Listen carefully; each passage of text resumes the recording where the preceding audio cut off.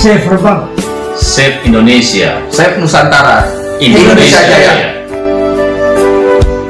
Kita sudah tiba di kediaman Romo Mas Utoyo sebagai Ketua Persatuan Raja Sultan Nusantara di bilangan daerah Pondok Gede untuk melakukan diskusi seputar Raja Sultan Nusantara menyikapi situasi politik yang terjadi pada saat ini. Bagaimana liputannya? Mari kita simak.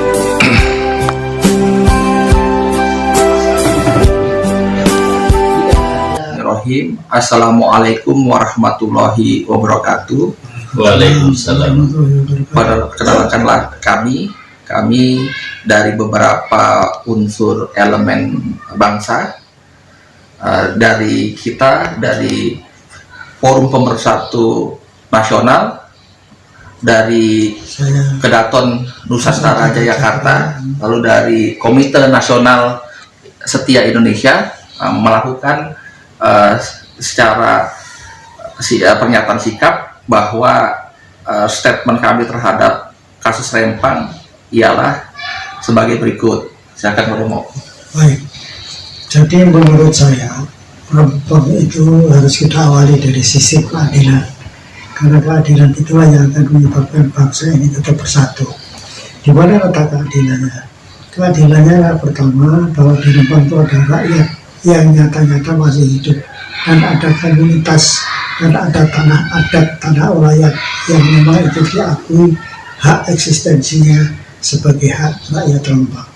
Oleh sebab itu, cara penyelesaian Rembang yang adil adalah pertama-tama, kalau kita mau bikin ekosistem atau suatu tempat rekreasi yang memahami alam dan adat yang memang asli ada di sana, itu pertama-tama yang kita bangun adalah justru tanah-tanah ulayat yang dimana penduduknya masih ada. Kalau sekarang menurut catatan adalah 7.000 orang, itu tidak sedikit, itu adalah satu rakyat yang cukup banyak.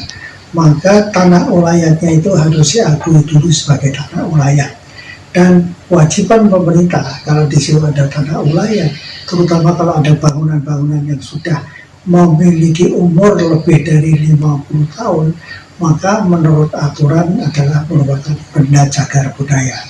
Dan untuk benda-benda cagar budaya itu harus diberi perlakuan yang istimewa, yaitu memelihara, terutama juga memelihara dan melestarikan serta mengembangkan.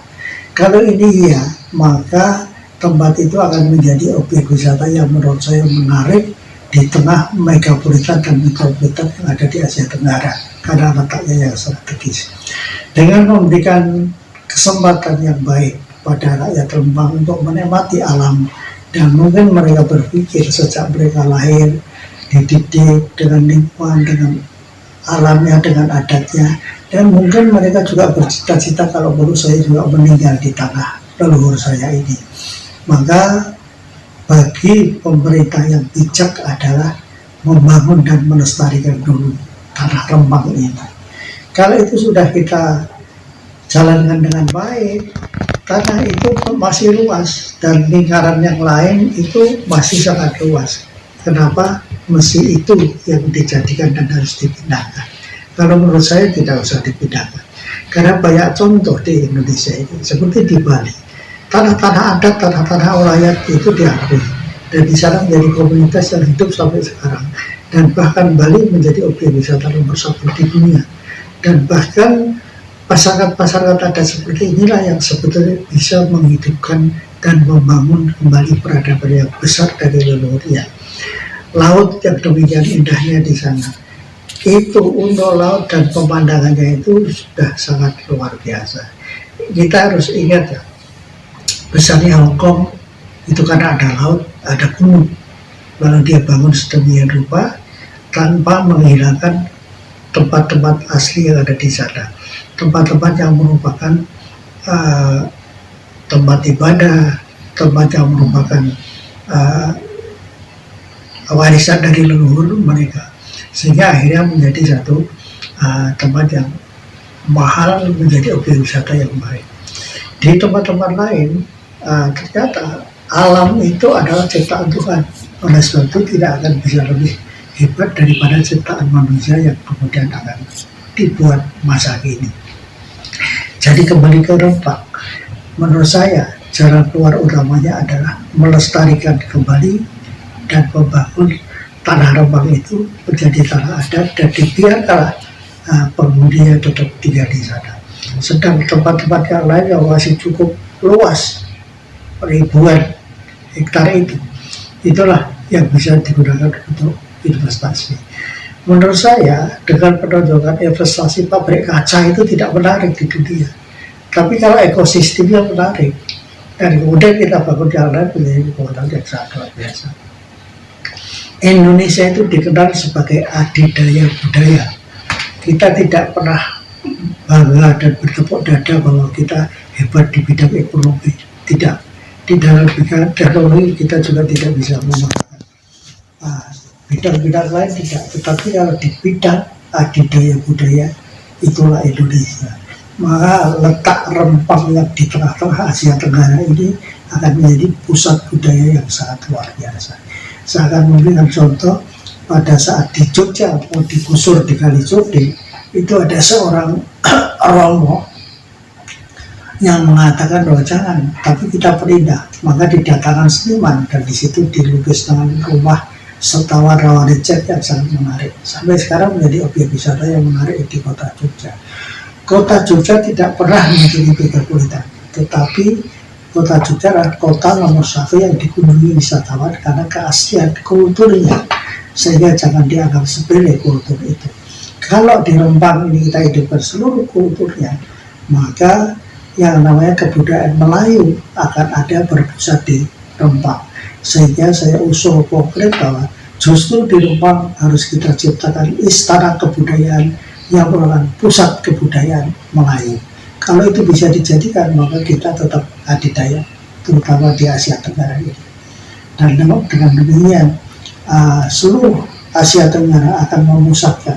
Kalau perlu bikin akademi yang juga memusatkan pengkajian pada kultur-kultur Melayu. Dan kalau itu bisa dijadikan, maka Madani Melayu itu. Kasus Rempang yang akhir-akhir ini mencuat dan telah menjadi berkembang menjadi isu nasional, telah meresahkan rakyat dan tentu secara politik ini telah menghebohkan bangsa Indonesia. Sesungguhnya kasus Rempang ini hanya bola salju, bagian kecil yang terjadi di wilayah-wilayah daerah lainnya di Indonesia. Tentu ini tidak lepas dari keinginan pemerintah untuk melakukan investasi secara masif di akhir jabatan pemerintahan saat ini.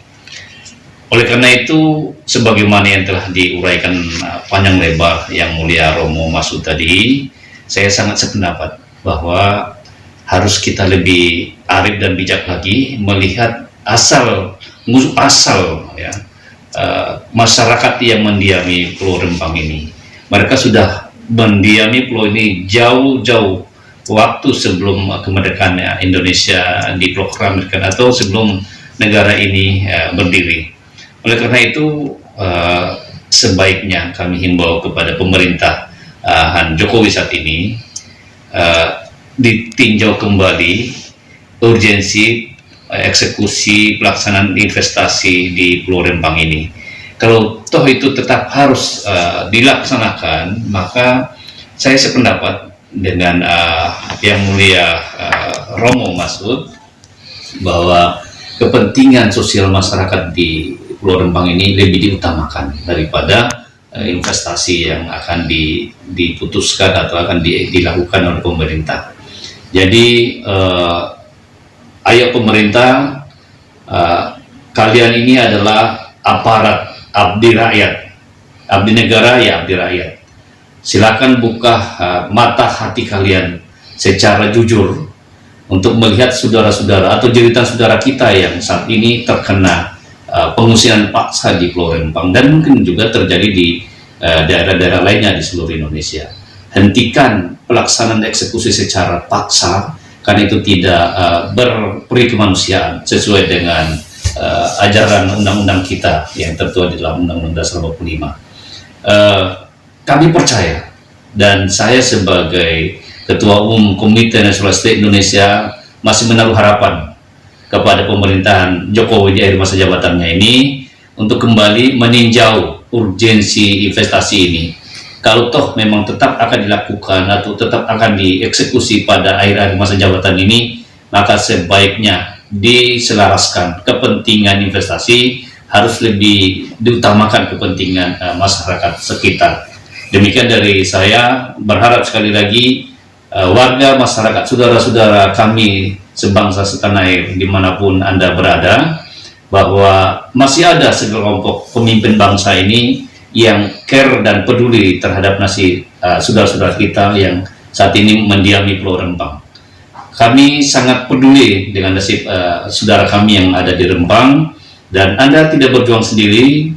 Kami di pusat di Jakarta dari 3 tokoh masyarakat ini tentu akan mendukung penuh eksistensi perjuangan Bapak Ibu sekalian. Demikian dari saya, terima kasih. Ya, baik. Tadi sudah jelas pernyataan sikap dari Ketua Kedaton Nusantara Jayakarta dan Ketua Umum Komite Nasional Setia Indonesia, dan saya sendiri selaku Ketua Umum Forum Pemersatu Nasional, bahwa hentikan eksekusi paksa di Pulau Rempang.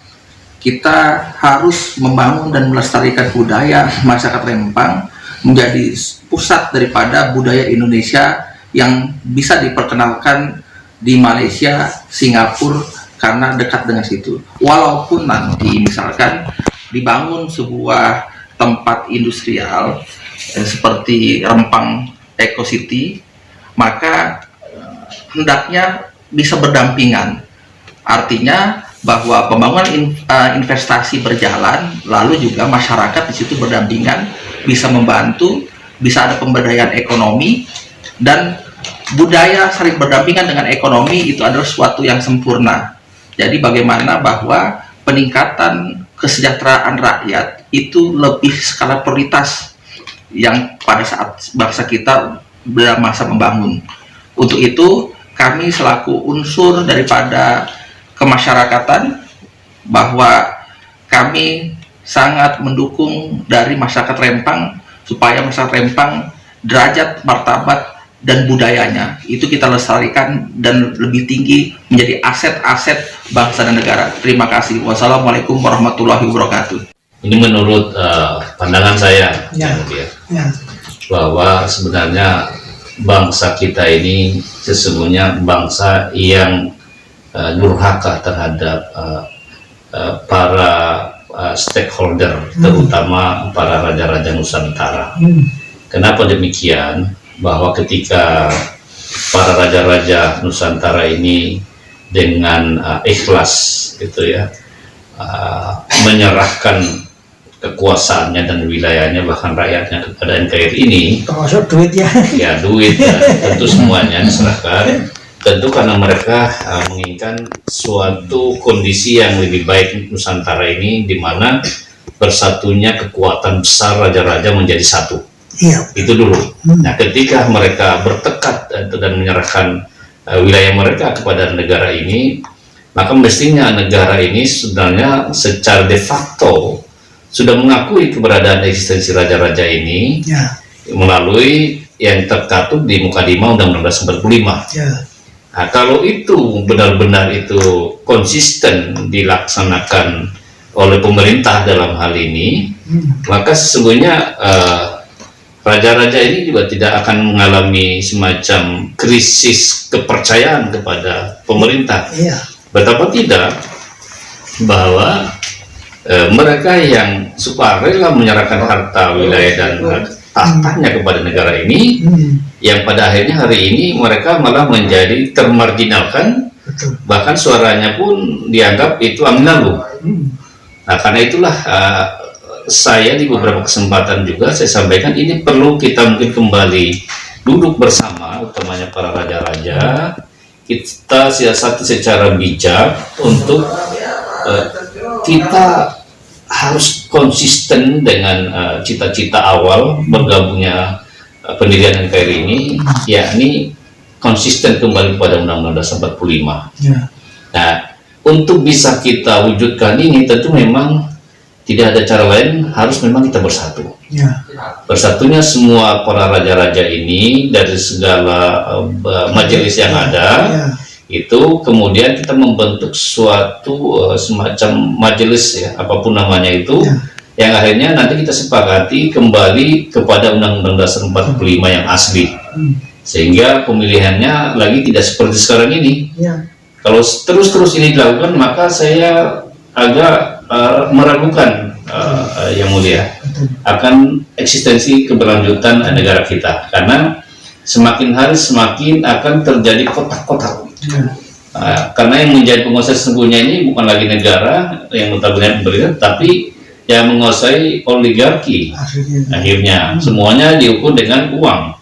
Nah, kalau sudah diukur dengan uang, maka yang rakyat ini akan termarginal, akan tergusur. Ya, betul. Apalah yang kita lihat sekarang ini yang terjadi di berbagai daerah, yang terupdating itu di Rempang ini. Ya.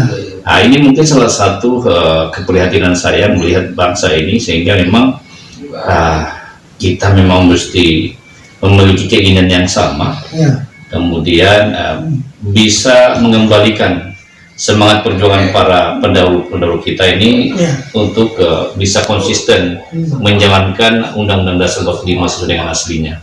Itu pikiran saya yang mulia. Bismillahirrahmanirrahim. Perkenalkan, nama saya Asrun Tonga. Pekerjaan saya sehari-hari sebagai pengusaha yang bergerak di bidang sektor energi oil and gas hulu dan hilir di Indonesia.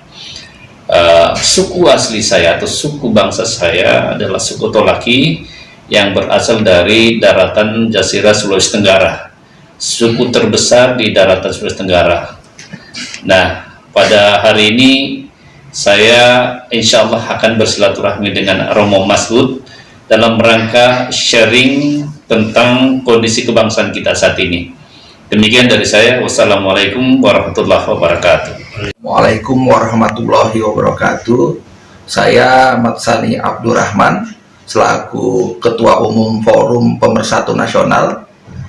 Untuk saat ini harapan saya terhadap Indonesia bahwa Indonesia kembali menjadi damai, sejahtera, dan mendekati waktunya pemilu serentak. Kita harapkan bahwa suasana kondusif, lalu juga saat ini terjadi beberapa konflik dari Rempang sampai di Gorontalo dan Kalimantan Tengah. Semoga pemerintah bijaksana dalam mensiasati untuk memberikan solusi terbaik bagi rakyatnya.